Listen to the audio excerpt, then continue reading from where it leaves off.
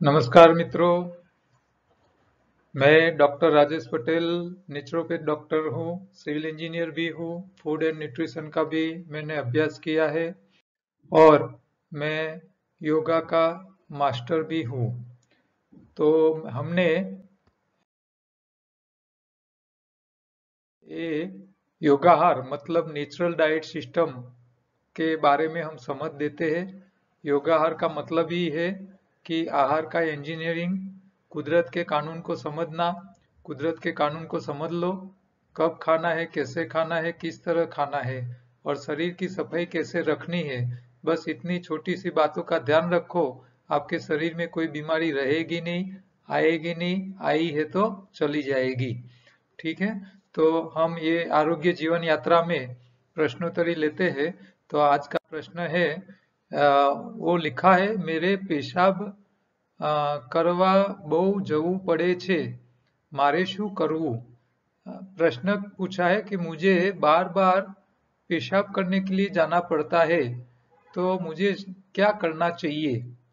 तो यहाँ पहले तो बार बार पेशाब करने की नौबत क्यों आती है, उसके पीछे का कारण थोड़े समझते हैं, फिर उसका सॉल्यूशन देखते हैं।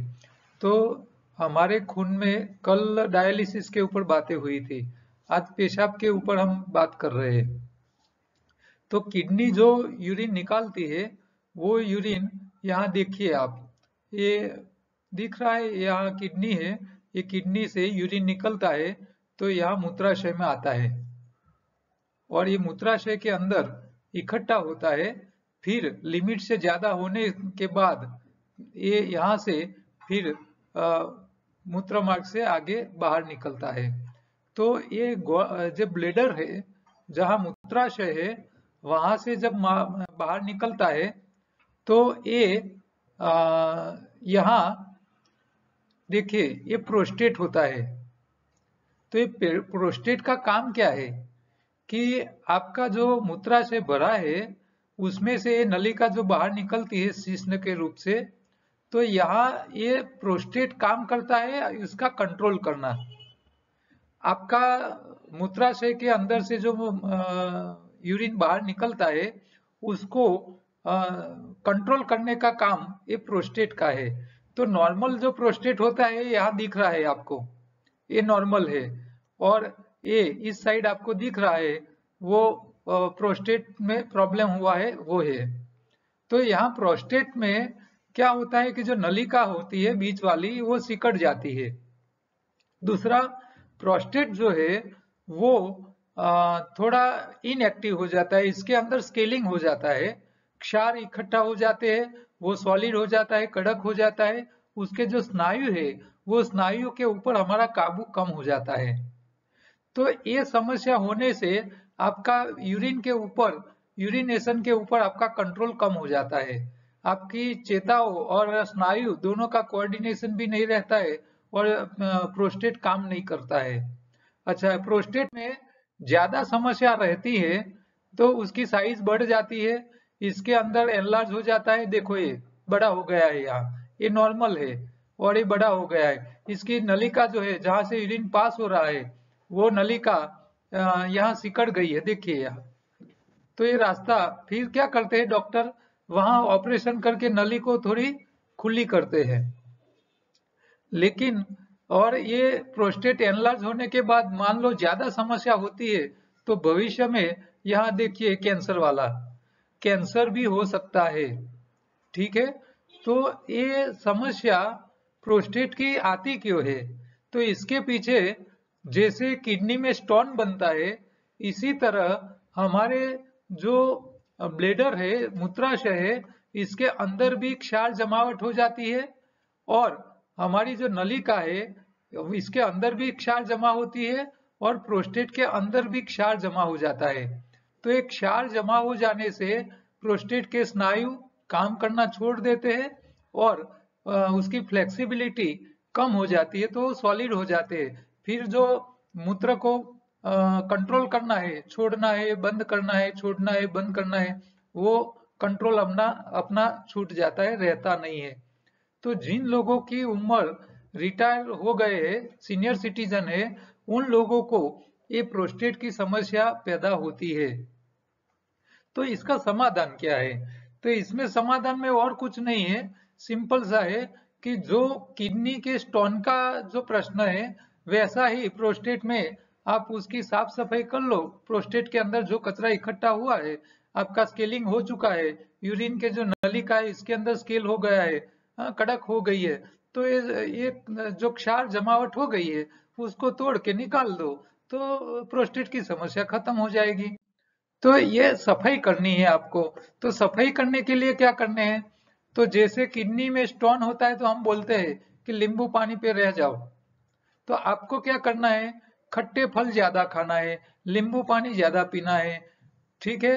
दूसरा धनिया जैसी जो हरी पत्तियां है वो भी ज्यादा खाना है। तो आपको धनिया जैसी पत्तियां, हरी पत्ती और खट्टे फल, ये दोनों को आपको खाने में शामिल करना है। आप ज्यादा हरी पत्ती खाइए, ज्यादा खट्टे फल खाइए, तो धीरे धीरे आपका जो प्रोस्टेट के अंदर जो एनलार्ज हो चुका है, इसके अंदर जो स्केलिंग हो चुका है, जो कचरा इकट्ठा हो गया है वो वॉश होके निकल जाएगा, कचरा निकल जाएगा, साफ सुथरा हो जाएगा। इसके स्नायुओं के अंदर जो स्केलिंग होने से वो उसकी स्थितिस्थापकता कम हो गई थी, फ्लेक्सिबिलिटी कम हो गई थी, वो दोबारा वापिस आ जाएगी। आपके चेताओं का कंट्रोल बढ़ जाएगा। फिर आप उसके ऊपर मूत्र के ऊपर आपका कंट्रोल बढ़ेगा। तो प्रोस्टेट में से समस्या में से आप बाहर आ सकते हो। कैंसर भी शायद हो गया हो तो आप ये रॉ फूड पे 100% रॉ फूड पे आपको हरी पत्ती और खट्टे फल के अलावा कुछ खाना नहीं है। हाँ, अशक्ति लगे तो मीठे फल खाइए। बाकी कैंसर हो गया है तो आपको जूस के ऊपर ही रहने से प्रोस्टेट की समस्या में से भी वापिस आप आ सकते हो। तो यहाँ कुछ है नहीं, कचरा इकट्ठा हो जाए जैसे हमारी बाइक का प्लग होता है, प्लग के अंदर कचरा इकट्ठा हो जाता है तो प्लग काम करना छोड़ देता है, तो हम प्लग निकाल के फेंक नहीं देते, उसको निकाल के साफ करते हैं, फिर दोबारा लगाते हैं, वो काम करना चालू हो जाता है। तो आपका प्रोस्टेट जो है उसकी सफाई करनी है और कुछ करनी नहीं है। सफाई करने के लिए खट्टे फल से अच्छा कोई खुराक नहीं है।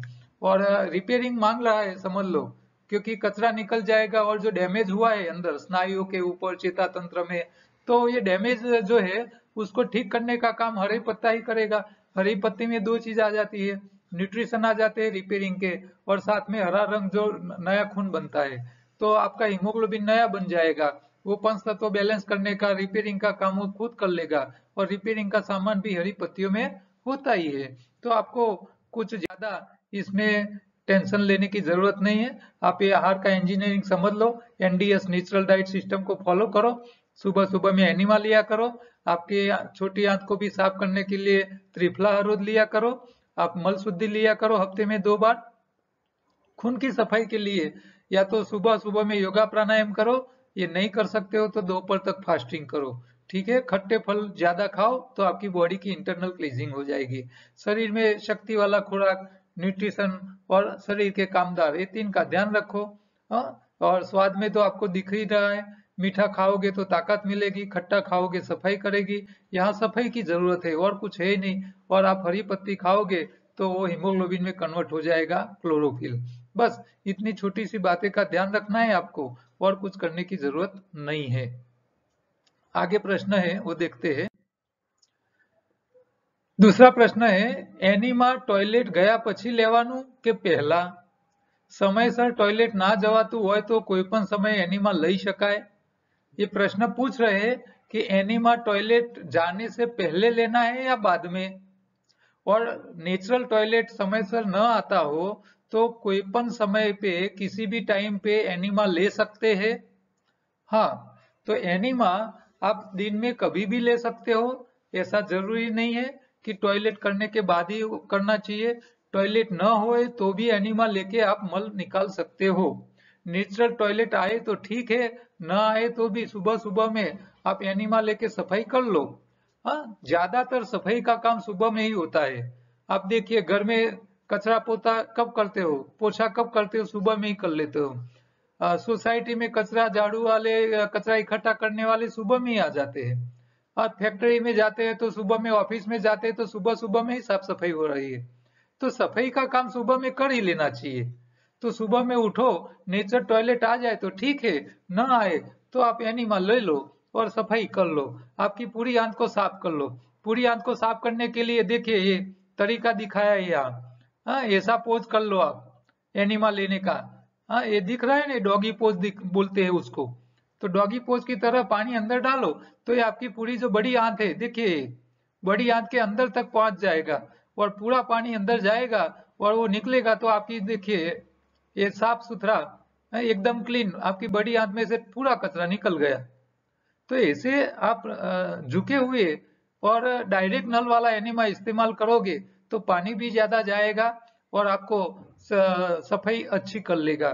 तो इसके लिए जरूरी नहीं है कि भाई टॉयलेट हो जाए तभी करना है, टॉयलेट से पहले नहीं कर सकते, ऐसा कोई कानून नहीं है, कोई नियम नहीं है। हाँ, आप खाने से खाना खाना हो इससे पहले आप ले लो, वो सबसे अच्छा है।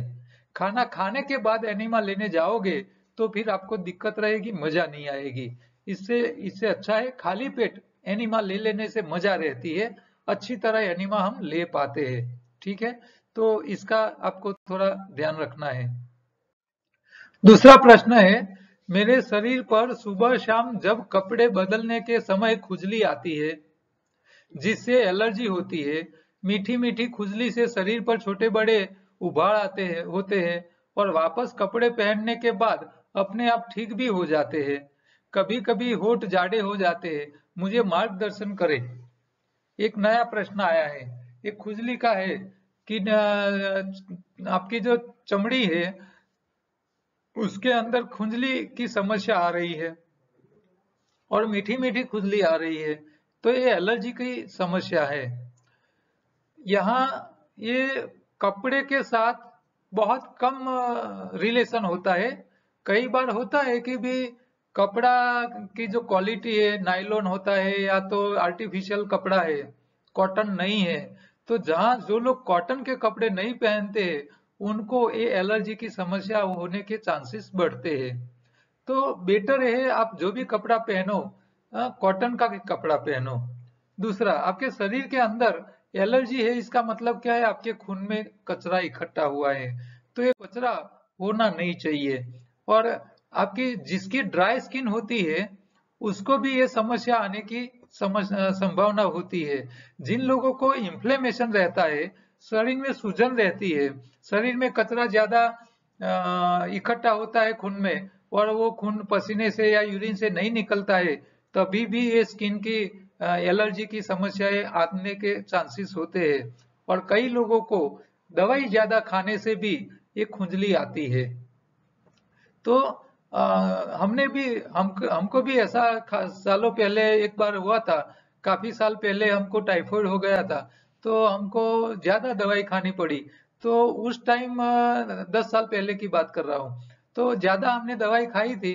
तो उस टाइम हमको ज्यादा ओवरडोज होने से शरीर के ऊपर बहुत खुजली आई थी। हाँ, एक हफ्ता खुजली रही थी, पर धीरे धीरे जैसे जैसे दवाई का डोज निकल गया, कचरा सफाई हो गया, फिर बाद में ठीक हुई थी। तो कचरा जब बढ़ जाता है, जहर शरीर में बढ़ जाता है, दवाई का ओवरडोज हो जाता है, शरीर में सूजन ज्यादा रहती हो या स्किन ड्राई रहती हो, तभी और एलर्जी की समस्या के कारण ये खुजली आती है। और खुजली में होता क्या है कि भी आपकी यहाँ से खुजली चेता तंत्र के हिसाब से, चेता तंत्र आपका सिग्नल पहुंचाता है मगज तक, तो आपको यहाँ खुजली में करने में आनंद आती है। दवाई देने वाले क्या करते हैं, तो ये खुजली की जो आपको मगज तक जो जाती है चेताओं के द्वारा सिग्नल, उसको वो लोग बंद कर देते हैं। तो ये ट्रीटमेंट सही नहीं है। ठीक है, सही ट्रीटमेंट क्या है कि शरीर में एलर्जी बननी नहीं चाहिए, शरीर में स्किन के अंदर कचरा रहना नहीं चाहिए, कचरा निकाल दो, समस्या अपने आप ठीक हो जाएगी। तो उपाय क्या है, तो आंतों की सफाई कर लो, बॉडी की इंटरनल सफाई रखो, फास्टिंग करो हर रोज। और खुजली आती है तो 1-2 दिन निर्जला कर लो, हाँ 2-3 दिन निर्जला कर लो। और खट्टे फल ज्यादा खाइए, खट्टे फल खाने से खुजली बढ़ सकती है थोड़ी, 1-2 दिन आपको खुजली बढ़ सकती है, लेकिन कचरा खत्म हो जाएगा, फिर खुजली अपने आप बंद हो जाएगी। एक कहावत है गुजराती में, कहेवत है कि घूमड़ू मटवा आवे એટલે खण વધારે આવે। तो मतलब क्या है, आपको शरीर के ऊपर कोई घुमड़ा हुआ है, वो जब मीटने का आता है तो खुंजली ज्यादा आती है, खुंजली बढ़ाता है। तो आप खट्टे फल खाओगे तो शरीर में से कचरा निकलेगा, तो वो आपको खुजली में बढ़ावा कर सकता है, लेकिन वो कचरा निकल जाएगा, फिर वो खुजली अपने आप बंद हो जाएगी। तो यहाँ भी समस्या का समाधान यही है, आपके शरीर की सफाई रखो और शरीर को सही खुराक दो। कचरा निकालने वाला खुराक भी ज्यादा दे दो। तो सफाई हाथों की करनी है, खून की सफाई करनी है। एनिमा लो, मल शुद्धि या त्रिफला लिया करो, हाथों की सफाई हो रहेगी। आप खून की सफाई के लिए फास्टिंग करो, या सुबह सुबह में योगा प्राणायाम एक्सरसाइज जिम करो, नहीं करो तो फास्टिंग करो, या खट्टे फल खाइए बॉडी क्लींजिंग के लिए। और शरीर को सही खुराक दीजिए, काम के हिसाब से शक्ति वाला दीजिए। रिपेयरिंग का सामान सबसे ज्यादा हरी पत्ती से मिलेंगे, और शरीर के कामदार जो हरा रंग है वही लाल रंग का हीमोग्लोबिन बनेगा। तो ये खुराक में ध्यान रखो। और आपको खट्टे ज्यादा खाना है, क्यों? क्योंकि आपके खून में कचरा ज्यादा है, शरीर की चमड़ी में भी कचरा है, उसको निकालना है। तो खट्टे फल पे ज्यादा रहिए, तो आपकी ये खुंदली की समस्या धीरे धीरे खत्म हो जाएगी। तो यहाँ ये योगाहार का ये मुद्दे है। शरीर सफाई कैसे करनी है, तो एनिमा लो, लंघन करो एक टाइम। भूख नहीं है तो मत खाइए, ये भी बहुत जरूरी है, क्योंकि वो सफाई की ही काम है। आप भूख नहीं है तो मतलब क्या है, शरीर में है स्टॉक, वो खाली हो जाए फिर आप खाइए, इससे पहले मत खाइए। खुराक में ध्यान रखिए और सावधानी रखनी है, डेयरी प्रोडक्ट छोड़ देनी है। ठीक है, तो ये आहार का इंजीनियरिंग इतना छोटी सी 3 बातें के ऊपर ही पूरा चलता है। हाँ, तो आप जो लोग नए हैं उसको मैं बोलूंगा कि योगाहार की जो यूट्यूब चैनल पे योगाहार हिंदी में नाम की एक प्ले लिस्ट है, उसके ऊपर आप जाइए और वहाँ 12 वीडियो एक बार पूरे देख लीजिए, फिर आपको पूरा आहार का इंजीनियरिंग समझ में आ जाएगा।